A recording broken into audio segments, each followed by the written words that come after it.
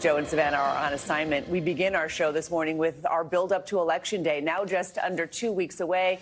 As the race for the White House heats up, Vice President Kamala Harris says her team is considering the possibility that former President Donald Trump could try to claim victory prematurely on Election night. Harris made the comments to NBC's Hallie Jackson in a one-on-one interview yesterday. During the wide-ranging conversation, Harris talked about her plans for the economy and also said America was ready for a female president of color. Here's Hallie with more on that interview. Hey there. We had a chance to spend some time with Vice President Harris on the campaign trail as she was out in battlegrounds Michigan, Pennsylvania, and Wisconsin. And we also sat down with her at the Naval Observatory here in Washington, D.C., covering a wide range of topics in this race, everything from the economy to abortion rights to the gender gap to former President Trump. Thank you, Madam Vice President, for your time today. I'm glad to be with you. Thank you. For so many voters, we know that a huge issue for them is the economy. Right. It's the cost of living. Our new NBC News poll shows that more voters think that the Biden administration policies have hurt them rather than helped them. And I wonder, are the last 4 years an obstacle to you in this race? Here's how I look at it. First of all, let me be very clear. Mine will not be a continuation of the Biden administration. I bring my own experiences, my own ideas to it, and it has informed a number of my areas of focus, most of which are, on, to your point, lowering costs.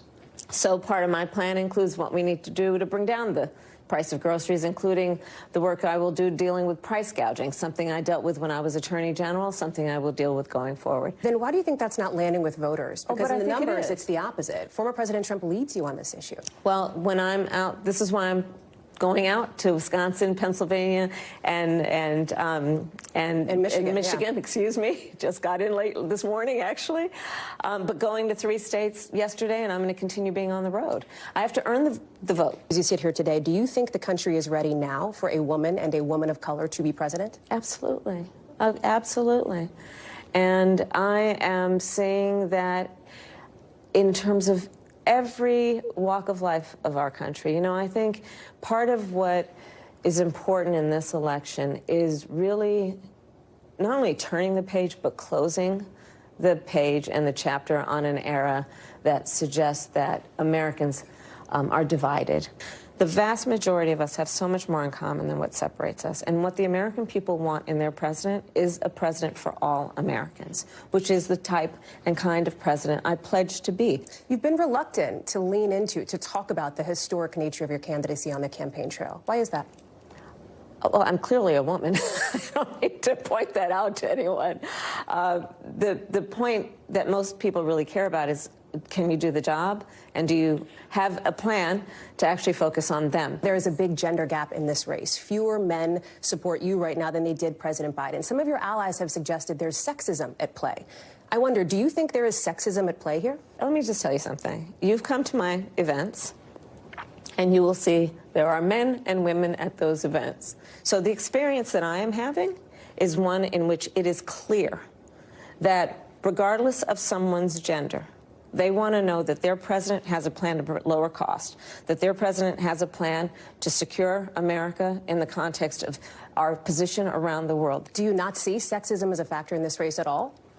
I don't think of it that way. My challenge is the challenge of making sure I can talk with and listen to as many voters as possible and earn their vote. We traveled with the vice president to campaign events in Pennsylvania, Wisconsin, and Michigan. We are out here chatting with Vice President Kamala Harris as she is looking to win over moderate voters, Republicans, undecideds in this key battleground state. We're off to the next one. Wisconsin is next, including events with former Republican Congresswoman Liz Cheney. You're out here trying to reach women, trying to reach moderate Republicans. We are just 2 weeks out from the election. Yes. If they're still undecided, it means something about your message hasn't connected with them yet. What is it?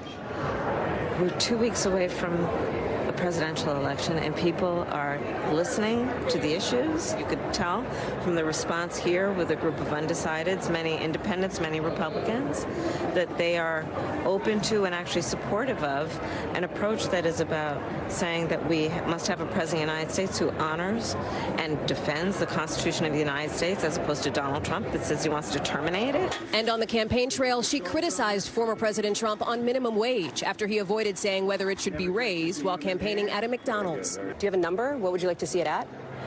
Well, at least $15 an hour, but we'll work with Congress, right? That's something that is going through Congress. And we also asked her about Trump supporter billionaire Elon Musk campaigning in Pennsylvania with his $1 million offer to a random registered voter if they've signed his petition in favor of free speech and the right to bear arms. Do you worry that it could be effective, his support for former President Trump in that key battleground? Listen, I'm not about doing it gimmicks and all of that. I think that what we have to do and what I'm going to continue to do is to be out in communities. We also asked about abortion rights if Congress were to be controlled by Republicans. So is a question of pragmatism then, what concessions would be on the table? Religious exemptions, for example, is that something that you would consider? I don't think we should be making concessions when we're talking about a fundamental freedom to make decisions about your own body. We are sitting here 2 weeks away from election night. Last election, the former president came out on election night and declared victory before all the votes were counted. What is your plan if he does that again in 2 weeks? Well, let me say this. We've got 2 weeks to go. And I'm very much grounded in the present in terms of the task at hand. And we will deal with election night and the days after as they come. And we have the resources and the expertise and the focus on that as well. So you have teams ready to go? Is that what you're saying? Are you thinking about that as a possibility? Of course. This is a person, Donald Trump, who tried to undo a free and fair election, who still denies the will of the people, who incited a violent mob to attack the United States Capitol, and 140 law enforcement officers were attacked. Would you consider, if you win and he's convicted, a pardon for former President Trump? I'm not going to get into those hypotheticals. I'm focused on the next 14 days. But do you believe, is there any part of you that subscribes to the argument that has been made in the past that a pardon could help bring America together, could help unify the country and move on? Let me tell you what's going to help us move on. I get elected president of the United States.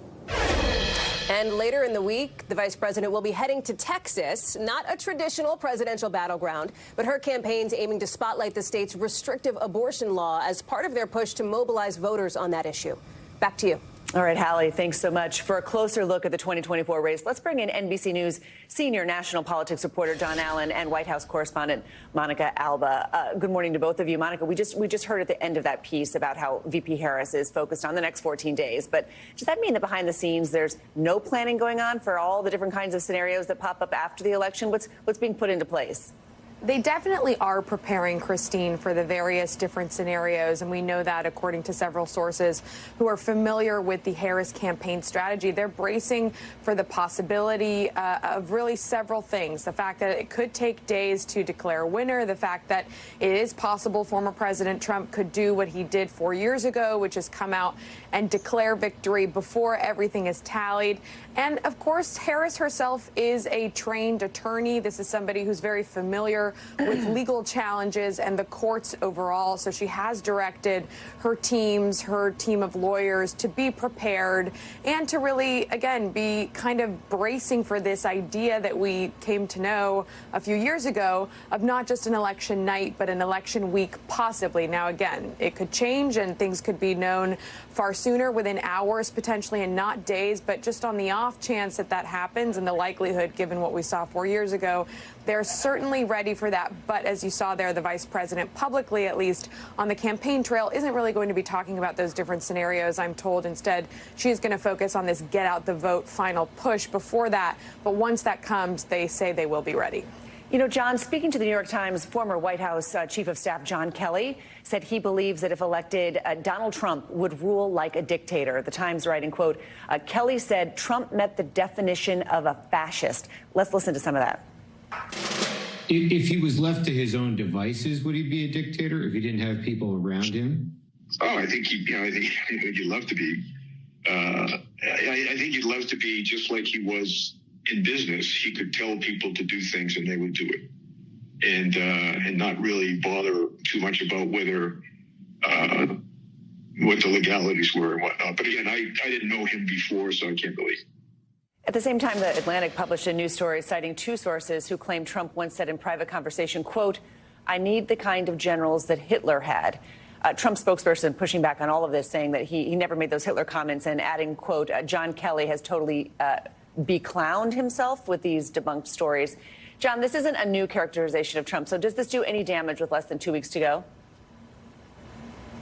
You're right. It's not a new characterization of Trump. And actually, that particular quote, not that it shouldn't have the same resonance years later, was actually in a book by Peter Baker and Susan Glasser that came out a couple of years ago about Trump. But the underlying question of whether it changes any votes, I think the answer is no. There's no new information, at least there has not been new information in this election that seems to have dented Donald Trump's level of popularity with his supporters. As he once said famously in the 2016 campaign, he felt like he could walk down Fifth Avenue and shoot people and not lose any votes. I think that there's some truth to that. And so the question now is whether Kamala Harris, Vice President Harris, is going to be able to get to a point where she has the trust of more voters than he does. Monica, the candidates are trying to pick off any last disaffected voters that they can find. I'm thinking about those people who refused to vote for President Biden during the primaries over his support for Israel. In her interview with Hallie, Kamala Harris shied away from really differentiating herself from the current administration. Why not take that opportunity?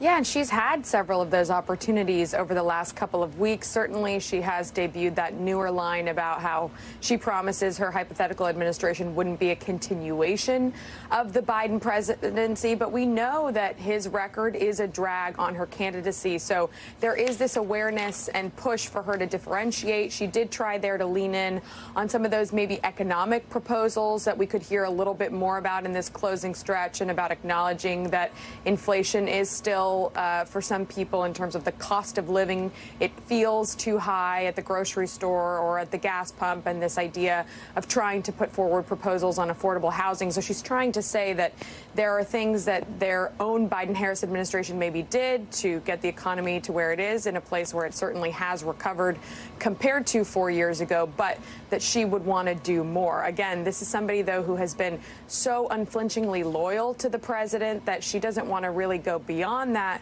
according to my reporting. So she needs to kind of walk that fine line, and that's what we keep seeing her do, and it'll be notable if she takes it any further. Christine. Hey, John, the voting is underway. It's 2 weeks to the election, but people are voting now. And when you look at the numbers of early votes being cast, more than 21 million in just a few days, according to TargetSmart, how do you think both sides, John, are feeling about these early numbers?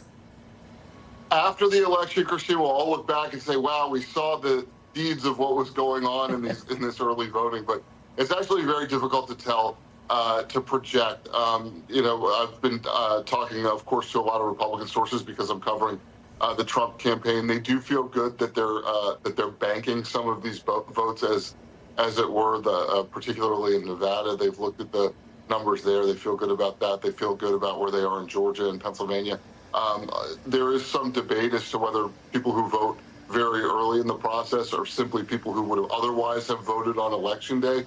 But as campaign operatives will tell you, once they bank those votes, it just reduces the universe of voters that they need to go contact and try to get out to the polls. So at least it makes it easier on the campaigns. And again, we'll look back and we'll say, oh, we should have known. But it is a very small percentage of the electorate, and certainly not anything that's definitive at this point, Christine. All right, well, here we go. 2 weeks to go. John Allen and Monica Alba, thank you so much.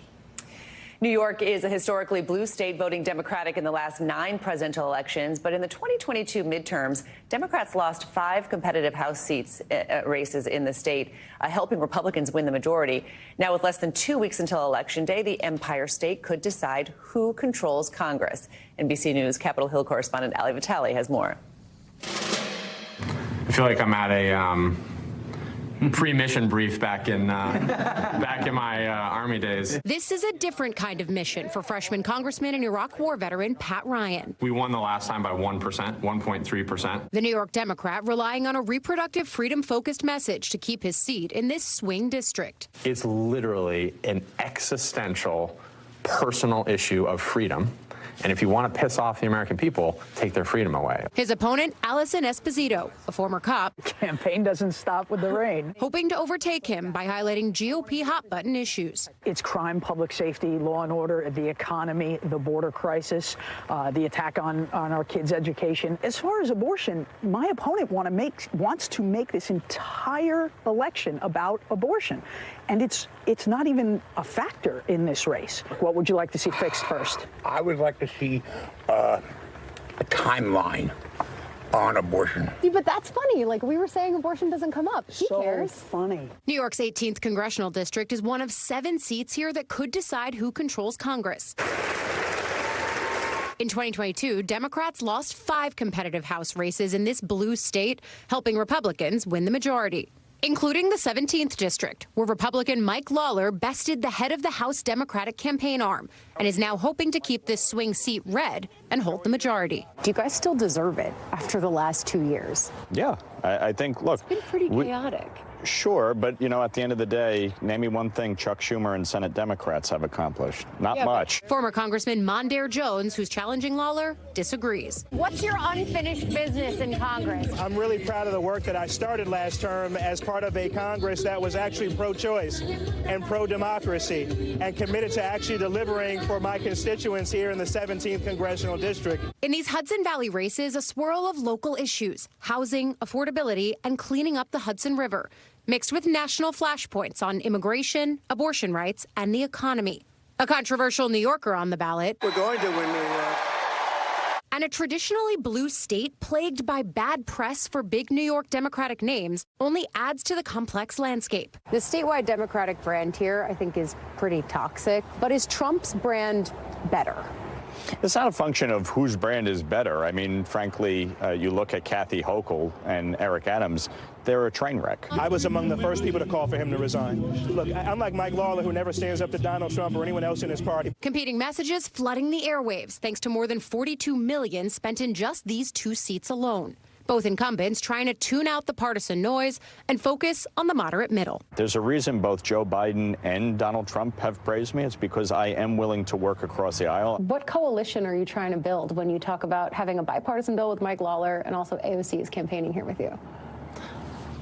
I'm trying to get shit done. Like, seriously. Seriously close races, hinging House control on New York voters' state of mind. Thank you, Allie, for that report. The deadline to register to vote here in New York is this Saturday, October 26th. Early voting begins that same day and runs through November 3rd. Turning now to overseas news, where U.S. Secretary of State Antony Blinken met with Prime Minister Benjamin Netanyahu in Jerusalem yesterday. Blinken spent the meeting urging Israel to focus on securing the release of hostages and ending the war in Gaza. This, as Israel announced it had also killed Hezbollah's presumed leadership successor in a Beirut airstrike earlier this month. For more, let's bring in NBC News international correspondent Matt Bradley, who joins us now from Beirut. And good morning, Matt. We know the U.S. has been putting pressure on Israel to agree to a truce that would end violence in both Gaza and where you are in Lebanon. Do we know if Israel is any closer after yesterday's meeting? No, I mean, obviously, you know, you're seeing a little bit of an effort from the administration. This is an unfailing effort by the administration. They have been sticking to this, trying to get to a ceasefire, trying to create some modicum of peace over the border between where I am here in Lebanon and Israel. And they've been faithfully sticking to this effort for the past year, ever since the last time we saw some kind of truce back in November. But the fact is, this is Antony Blinken's 11th trip to the Middle East in a little more than a year. He has come back empty-handed almost every time, and despite the fact that Yahya Sinwar was just killed, and he is considered, of course, to be a hardliner, and the administration had said repeatedly that he alone is the one who's holding up a deal, we have to remember that the Israelis have been holding up this deal as well. And so they've been holding up a deal as well when it comes to ceasing the fighting over the border with Lebanon. So that has not changed. And even though the administration is still trying their best time and time again to try to stop the fighting, to try to release the remaining hostages in the Gaza Strip, there has been no indication over the last 24 hours, ever since Antony Blinken set down wheels here in the Middle East, that there is any progress further toward a deal. Matt, what brings you to that location in Lebanon today? Yeah, well, actually, we're here, I can tell you, shooting a different story, and one that is really topical about what's going on here. This is one of the main hospitals here in Beirut, but not just that. This is also a place where there's the only burn unit in all of Lebanon. So while we are seeing, patients treated for burns, and they have to be treated for burns in hospitals all over the country, because we've now seen nearly 12,000 people injured in a year of fighting here in Lebanon, this is a crucial place because only the most important, only the most critical cases of burns come here. And so we're shooting this also for a News Now documentary. We just saw a very, very small baby who we had met with yesterday who had burns over about 40% of her body. She just went through surgery. We just saw her again a moment ago. It was a successful surgery. Obviously, she looks like she's in terrible condition. She's covered in skin grafts and bandages. But this was a successful surgery, and the doctors here are really, despite they won't say it, they are working miracles. Wow. Well, we can't wait to see that. And that's amazing work that you're doing there, telling those stories. Another issue on the agenda between the Secretary and the Prime Minister was Israel's blocking of aid, humanitarian aid into Gaza. It seems like some aid is getting in, but not enough to please the United States. What do we know, if any progress was made on that front?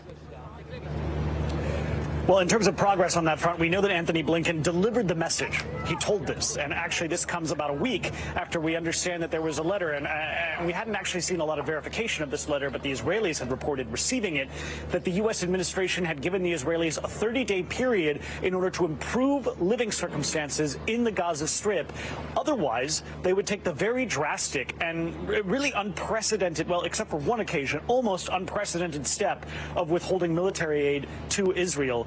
We haven't really seen that kind of tough language that much ever since the beginning of these hostilities back in October.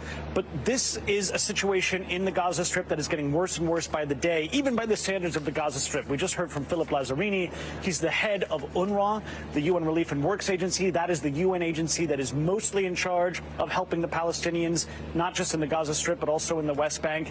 He was describing a catastrophic situation, specifically in the northern part of the Gaza Strip, where aid is not getting through.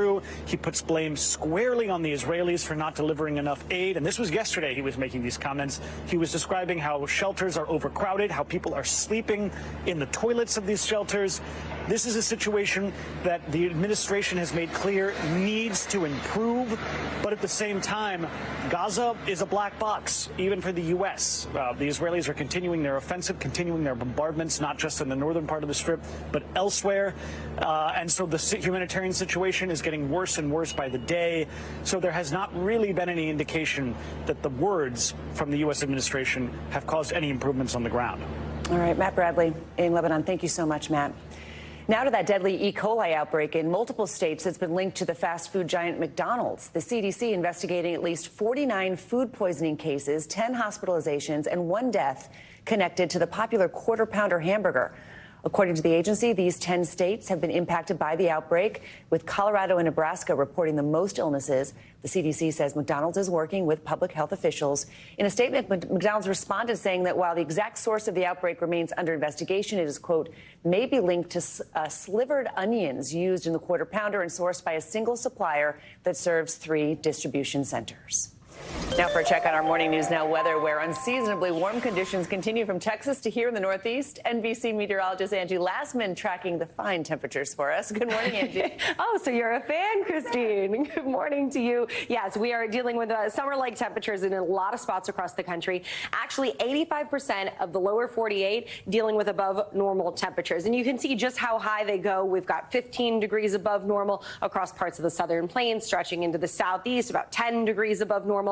And up into the interior northeast, more than 20 degrees above normal for this time of year. We're also going to take a run at more record highs. We've been talking about this for a couple of days now. These temperatures, again, for late October, not typical. We've got places like Lubbock, Amarillo, Tulsa, Fort Smith, stretching out into parts of the southeast, including Atlanta, Mobile, and Baton Rouge, all included in the potential to see more record highs as we get through Saturday. So where do the temperatures currently stand?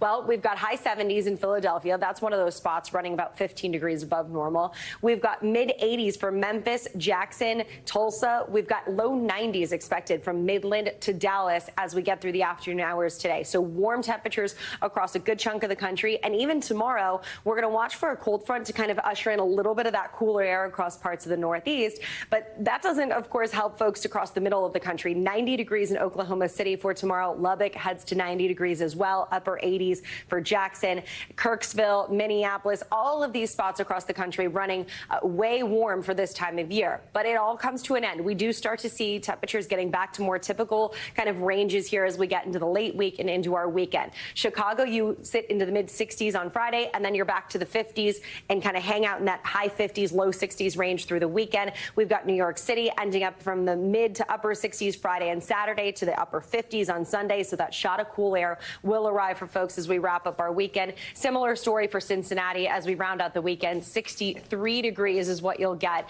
We'll end up dealing with some cooler air across parts of the Northeast. But in the meantime, we've got a fairly rare red flag warning that's up for Connecticut. Now, just to give you some perspective, the Northeast usually talking fire weather in the springtime, not so much in the fall. We've got really dry. And of course, I just told you warm conditions on top of the breeze across that region. So we'll see any fires that do ignite become easy to spread fairly quickly. So heads up for that. That'll last through the day today. I mentioned a cold front. We've got a couple of them. Here's the first one that we're going to watch. Now, I just said it's been dry across the Northeast, and unfortunately, we're going to keep that stretch going. New York, Philadelphia, all those locations really are in need of a bit of rain, but doesn't look like this front is going to bring us any. Instead, that'll be up into really northern portions of the Northeast, but we will get some of that cooler air that I showed you a little bit ago that'll kind of work in behind it. Then we'll turn our attention to another front that's going to bring a little bit of rain to the upper Midwest. We'll see the potential for some stronger storms with this, mainly focused across Iowa and Missouri, but we could see some hail accompanying that front as it works across that region for tomorrow. Rainfall amounts, not all that impressive, but we'll take what we can get at this point. We've got about a half an inch expected, again, across those same regions, Illinois, Iowa, Wisconsin. No flooding concerns, but still just a little dose of rain. Now, if only we could get some of that across the Northeast. Exactly. Yeah, they need that rain there in the Midwest. They It's do. been dry there. All right, Angie, nice to see you. Thanks for watching. Stay updated about breaking news and top stories on the NBC News app or follow us on social media.